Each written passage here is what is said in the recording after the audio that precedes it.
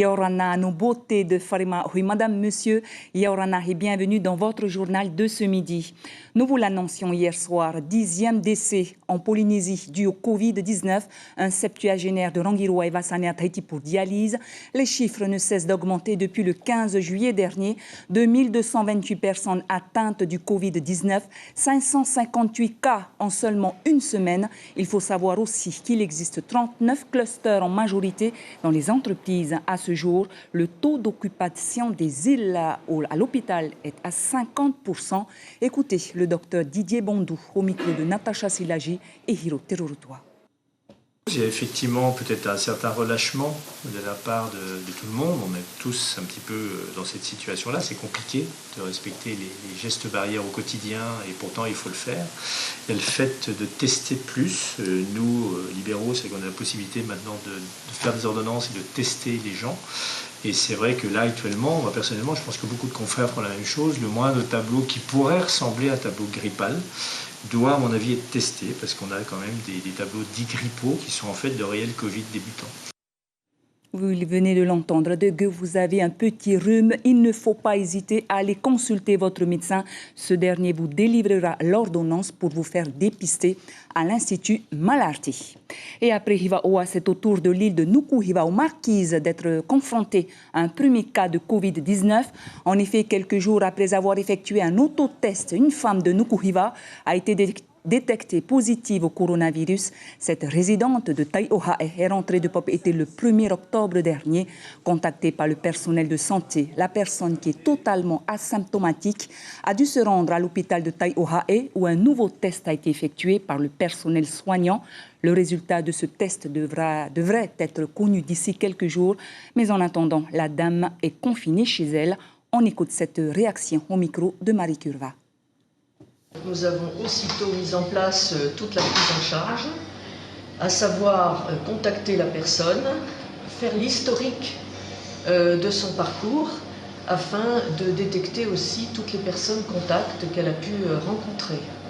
Elle a été retestée ainsi que son mari. Elle et sa famille sont confinés et nous sommes en train de contacter toutes les personnes qu'elle a rencontrées ces derniers jours, afin aussi de les tester dans à peu près 7 jours pour pouvoir déterminer si oui ou non ils ont été en contact avec le virus.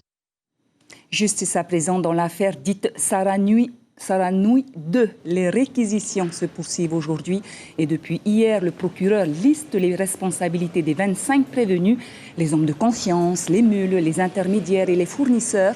15 ans de prison requis à l'encontre des têtes de réseau Tamato Alfonsi et Maitai Danielson, des peines allant de 2 mois avec sursis à 9 ans de prison pour les autres. Le procureur évoque aussi les 42 kilos d'ice envoyés à Tahiti par des colis ou des mules et les 100 millions de francs récoltés. La justice rendra sa décision demain. Et à peine 2 semaines après avoir été élus, les 11 autres candidats ont déposé un recours devant le Conseil constitutionnel. Pour l'heure, c'est le plus grand mystère autour d'un recours contre les élections sénatoriales jointes par téléphone.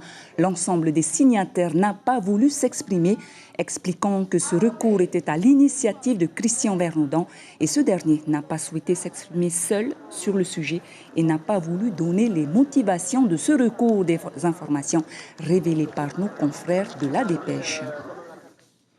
Et vous l'avez peut-être entendu ce matin, il était l'invité café d'Ibrahim Amenadzi. C'est une tête bien faite en tous les cas, bien pleine, jugez plutôt. Il n'a que 17 ans et à son actif ou à son palmarès, 27 titres littéraires. Il obtient son bac à 15 ans au lycée Henri IV à Paris avec mention très bien et parle couramment 7 langues. Il est aujourd'hui ambassadeur de la francophonie. Il se trouve sur le territoire avec des projets plein la tête à partager avec les jeunes en Polynésie, comme vous pouvez le voir sur ces images. Amir Firi s'est rendu au collège de Tipaeroui où il a pu rencontrer et partager avec les jeunes sa vision de la lutte contre le harcèlement scolaire et la non-acceptation de l'autre. Écoutez ses réactions au micro de Caroline Fari et Heidi Yenko. J'aimerais tout d'abord leur partager mon expérience de jeune, parce que je suis un jeune et je souhaiterais apprendre de la jeunesse polynésienne, les valeurs de la jeunesse polynésienne et ses principes, parce qu'il y a quelque chose qui nous réunit, c'est notre âge. Après, on est dans différents continents, on est éloigné à plusieurs milliers de kilomètres. J'aimerais savoir comment eux, ils vivent en Polynésie française. J'aimerais pouvoir leur raconter comment moi, j'ai eu des expériences dans les domaines de l'éducation, la culture, et voir ce qu'on pourrait faire ensemble. On s'intéresse parce qu'on sait que ça existe, donc je n'en connais pas particulièrement, enfin moi-même je n'en connais pas, mais on sait que ça existe, donc c'est vraiment un fléau. Et donc c'est pour ça qu'on est assez intéressé, surtout qu'Amir Ferry est quelqu'un qui s'y connaît vraiment et qui a même écrit un livre dessus, donc c'est très intéressant de discuter avec lui. Le phénomène de harcèlement, il a été défini, ce sont des actions qui se répètent, qui sont dérangeantes, qui durent dans le temps et qui peuvent arriver à des conséquences dramatiques parfois, effectivement. Mais il faut faire la différence entre des chamailleries d'enfants et du harcèlement. On le voit, les élèves ont l'air assez concernés par ce sujet. Les élèves sont très concernés par ce sujet et nous faisons en sorte que justement ils fassent la différence et entre le harcèlement et des disputes d'enfants qu'on a tous connues évidemment, et qu'ils puissent juger ce qu'est une véritable situation de harcèlement et avoir surtout notre confiance pour venir en parler. C'est-à-dire qu'ils doivent nous faire confiance pour venir s'exprimer de façon à ce qu'on puisse y mettre un terme très rapidement. Des images filmées par un drone qui font froid dans le dos. À Sherp Beach, en Australie, un requin s'est approché dangereusement de Matt Wilkinson, l'ancien surfeur professionnel pagayé sur sa planche. Il dit n'avoir rien vu, mais entendu des éclaboussures. Puis le drone s'est approché et l'a prévenu de la présence d'un requin dans les parages. Ce drone est utilisé dans le cadre d'un nouveau programme de prévention et d'alerte sonore pour les baigneurs et surfeurs. Cette année, l'Australie aurait déjà enregistré 19 attaques de requins. Voilà, c'est la fin de ce journal. Merci beaucoup de l'avoir suivi. Si vous êtes à table, on vous souhaite un très bon appétit à tous. Ce soir, vous aurez le plaisir de retrouver Chiquitat Ivadarouzes pour votre journal à 19h. Tout de suite, votre VA.